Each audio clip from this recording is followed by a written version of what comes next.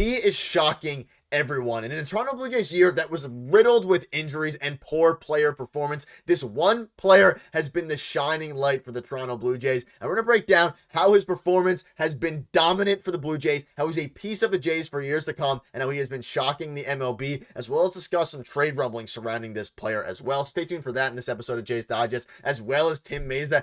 He has been signed by a rival of the Jays in a bit of a shocking turn of events. Stay tuned for all that. But before we do, if you're a part of the percentage who aren't subscribed to the channel, make sure to hit the subscribe button. It would mean the world to Peter and myself as we produce daily Jays content, even though the Jays have been very rough this season. And speaking about that, it is no surprise that the Toronto Blue Jays have had a brutal season. It's not really a surprise, and it's no secret now that they have really been struggling due to a ton of factors.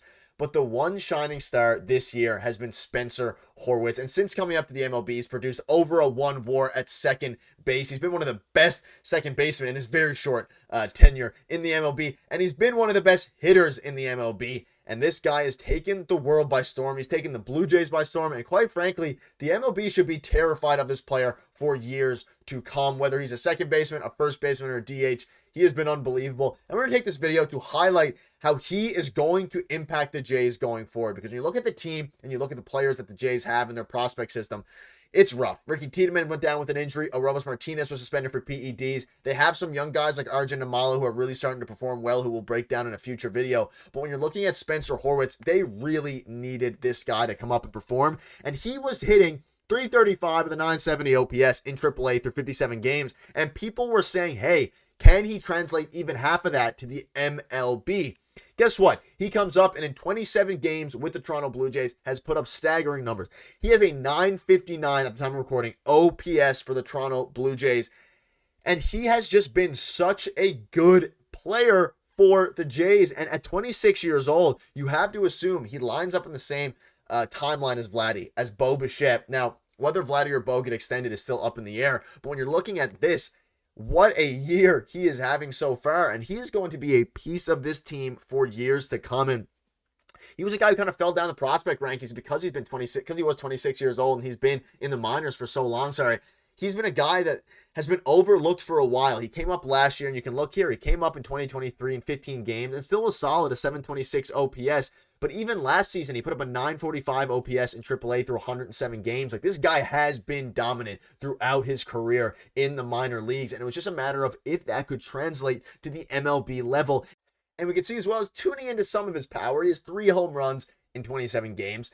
In AAA, he had 4 home runs in 57 games. So, like, he's starting to tap into his power a little bit now. And everything is pointing to Spencer Horwitz being this type of hitter. Maybe not approaching 1,000 OPS. Maybe not a 500 OPS guy or 500 on base percentage guy. Sorry.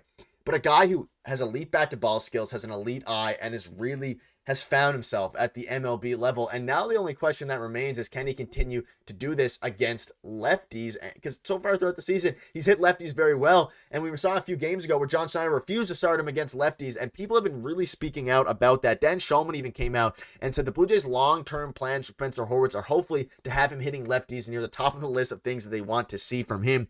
And again, he struggled a little bit.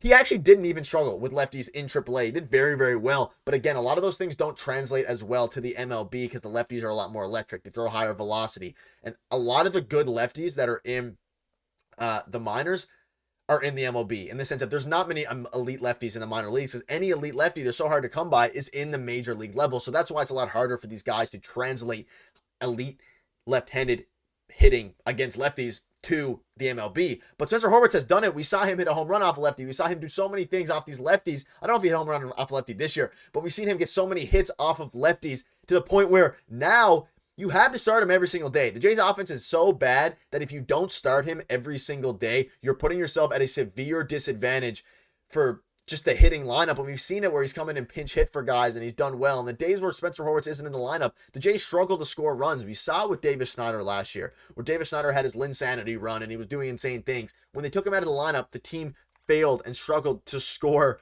runs. And you can see here that Buck Martinez relayed a discussion he had with Horwitz in an answer to the question from Dan Shulman. And he said that Horwitz told him the difference between playing second and, say, first base is to worry about base hits. And while playing first, I try to hit home runs, and you'd like there to be no difference, but if that's what Horwitz believes, it's just further evidence of something Martinez has often said, which I agree with wholeheartedly. Versatility is nice, it's also cheaper, but there's nothing wrong with having full-timers at one position. And again, they referenced the David Schneider thing, and that's sort of an interesting quote there.